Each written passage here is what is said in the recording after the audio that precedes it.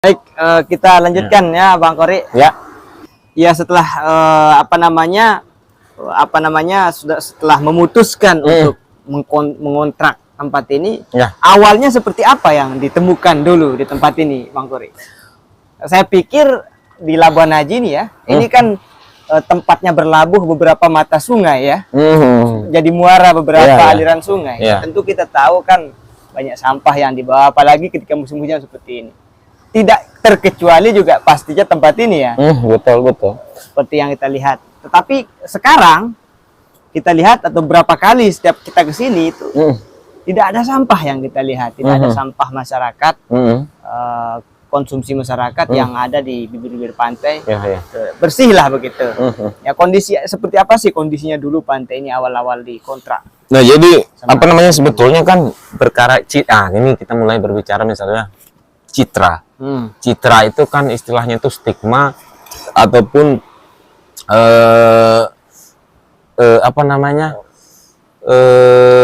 nuansa suasana gitu dari sebuah wilayah.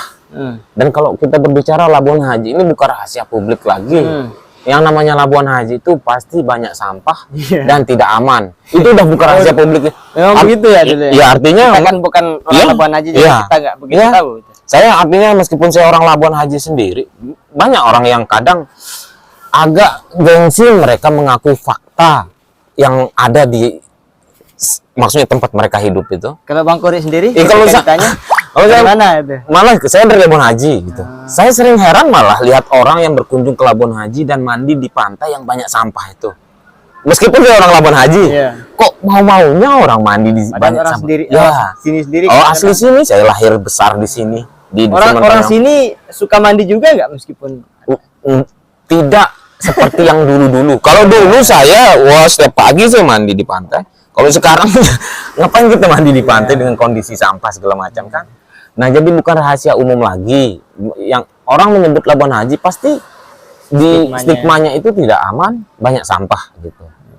Dan itulah kondisi yang saya temukan di sini. Awal-awal itu. Jadi awal-awal itu ya sampah berserakan dan tidak aman. Dulu nggak ada orang yang berani, apalagi berkunjung malam ke sini ke tempat ini gitu. Karena ya seperti kita katakan tadi, citranya itu udah terlanjur tidak aman dan tidak bersih. Itu yang kita Tapi temukan. Sudah ada tembok ini ya? Memang sudah ada. Ini kalau nggak salah pembebasan dulu kan ini lahan-lahan pribadi nih, jadi tanah pribadi, kebun pribadi. Tapi 2017 kalau tidak salah pembebasan lahan ini oleh Pemda gitu. Jadi yang rencananya kan kalau tidak salah mau dijadikan sebagai mini Ancol gitu kan, taman gitu, waterpark atau apalah istilahnya. Tapi ya entah gimana kisahnya, mangkrak lah itu proyek ini gitu. Nah, di sanalah kita masuk, di mana sebuah aset Pemda yang mangkrak dan kita kelola sekarang menjadi Sunrise Lombok ini gitu. Itu kondisinya. Mungkin bahasanya bukan mangkrak ya, cuman belum dikerjakan, lanjutkan saja gitu. Iya. Kita kan nggak tahu nanti ya. Betul. Bisa jadi, artinya bisa jadi karena keterbatasan dana mungkin yang akhirnya membuat terjeda sementara waktu pembangunannya itu gitu. Tadi tempat ini disebut ini kan beda dia dengan di sebelah sana kan. Meskipun malam juga masih ada orang yang berkunjung sana karena rame ya. Tempat ini agak angker lah begitu. Terus langkah pertama untuk mencoba memperkenalkan tempat sehingga orang mulai berani untuk mengunjunginya, apa yang dilakukan? Langkah pertama yang kita lakukan kan kita kembangkan dia berbasis masyarakat.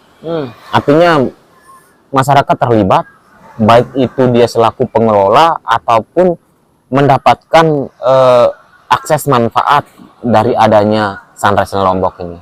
Jadi pengelola Sunrise Lombok ini 1000% saya bisa katakan ya pemuda-pemuda di semacamnya gitu. Nah, baru kita kemudian melakukan beberapa koordinasi dengan pihak keamanan, pihak desa, pihak camat, segala macam itu untuk menjamin, karena visi Sunrise Lombok ini kan ingin menjadi tempat wisata atau ruang publik teraman dan terbersih se-Nusa Tenggara Barat. Keren sekali itu. Dan sekarang bisa kita lihat ya. Ya, alhamdulillah sih. Meskipun kalau di saya kondisi yang sekarang ini baru 0,5% dari konsep yang sebenarnya gitu. Baru 0,5%. Artinya masih banyak PR pekerjaan rumah kami untuk mengembangkan Canarise Lombok ini sesuai dengan blueprint atau master plan atau perencanaan jangka panjang Canarise Lombok yang sudah dibuat. Ya, yang sudah kami buat gitu. Kita lihat aktivitas teman-teman di sini. Kalau nggak salah setiap pagi dan sore ya, membersihkan itu secara rutin setiap hari ya. Bagaimana Bang Kori meyakinkan teman-teman kok mau begitu? Saya sendiri seandainya ya, kayaknya susah sekali. Jangankan membersihkan pantai yang begitu luas, kamar kita sendiri itu berantakan kadang-kadang. Lagi kalau mood kita sedang nggak enak, itu biarkan saja begitu. Gimana? Saya saja sering saya bicara sama teman-teman pengelola itu. Saya kerja begini, mungut sampah segala macam. Gaji saya 5 juta sebulan aja, nggak mau saya. Mungut sampah. Saya pribadi loh, saya gituin teman-teman itu. Nah artinya banyak yang memang heran kok mau mereka terlibat gitu. Dan di sana saya istilahnya itu kalau bahasa Hegel itu kan ada momentum tuh. Momentum ini kan muncul dari bahkan bisa dikatakan 2 atau lebih dari 2 konflik tuh. Jadi ada konflik-konflik yang menimbulkan istilahnya itu momentum. Di dalam momentum ini ada hope, ada harapan di sana. Itu yang saya asumsikan bisa jadi kawan-kawan pemuda di sini itu momentumnya memiliki harapan yang sama gitu. Jadi harapan yang sama yang saya maksudkan adalah mereka ingin bekerja di kampung halaman mereka sendiri. Yang bahkan meski kerjanya membersihkan sampah aja mereka jalani itu.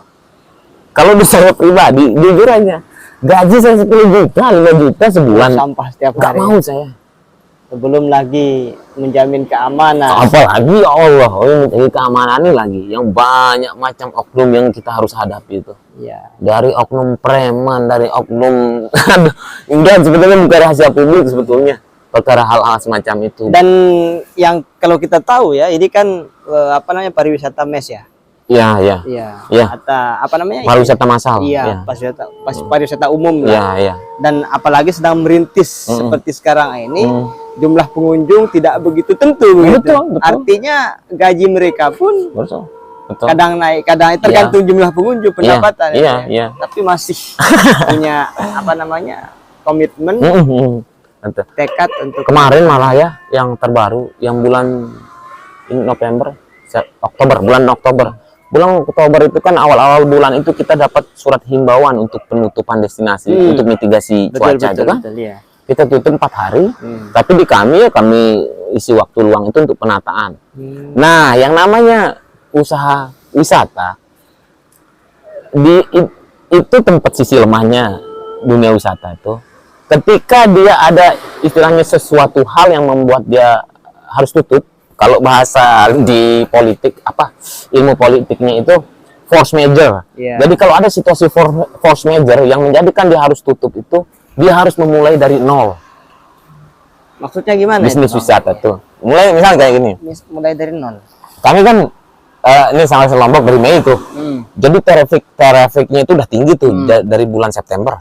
Ketika bulan Oktober kita harus dipaksa tutup.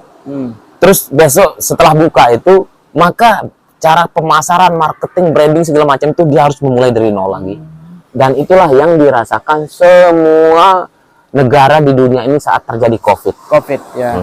Dia harus memulai dari nol lagi itu. Itu tempat wisata ini. Kami itu yang kami rasakan, dan memulai dari nol itu tentu berdampak dia dari pendapatan. Betul. Tutup 4 hari memang, tapi dampaknya itu yang kita harus mulai dari nol.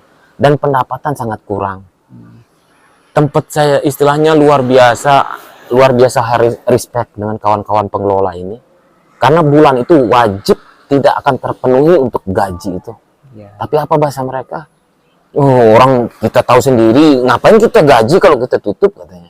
Toh ini kita secara kekeluargaannya berapa pendapatannya udah segitu aja. Berarti secara keluargaan begitu ya? Ya, sebetulnya dia secara profesional, artinya tetap ada penggajian per bulan yang sudah pengeluaran rutin gitu. Tapi dengan kondisi yang kemarin tuh saya nggak sangka loh, istilahnya kawan-kawan pengelola ini dan kita setengah gaji kemarin, dan mereka sangat tergowo gitu. Masih antusias. Antusias gitu. Dan Asia sekarang alhamdulillah mulai relatif membaik ya gitu kan. Oke, menarik sekali ya rekan-rekan, sahabat-sahabat. Kita belum terlalu jauh ya berbincang tentang pariwisata. Kita ini masih mengawali pembicaraan, ngobrol-ngobrol ringan bersama Bang Kory terkait SLL ini. Beberapa malam yang lalu, tim kami termasuk saya juga sempat ngobrol sama beliau, tapi tidak kita record ya, karena kita ngobrol lepas. Ternyata ada banyak hal yang bisa kita gali dari Bang Kory, terutama mengenai konsep pariwisata. Karena kita tahu beliau ini basisnya ternyata basic keilmuannya juga pariwisata. Beliau lulusan UGM di jurusan pariwisata. Ternyata pada waktu itu beliau bercerita banyak hal konsep pariwisata yang sesungguhnya itu apa sih begitu. Bahkan beliau juga banyak menyorot pola-pola pengelolaan destinasi ataupun sektor-sektor pariwisata di Kabupaten Lombok Timur yang barangkali nanti bisa diadopsi, bisa ditiru, dicontoh ataupun dipelajari oleh stakeholder terkait kemudian diterapkan.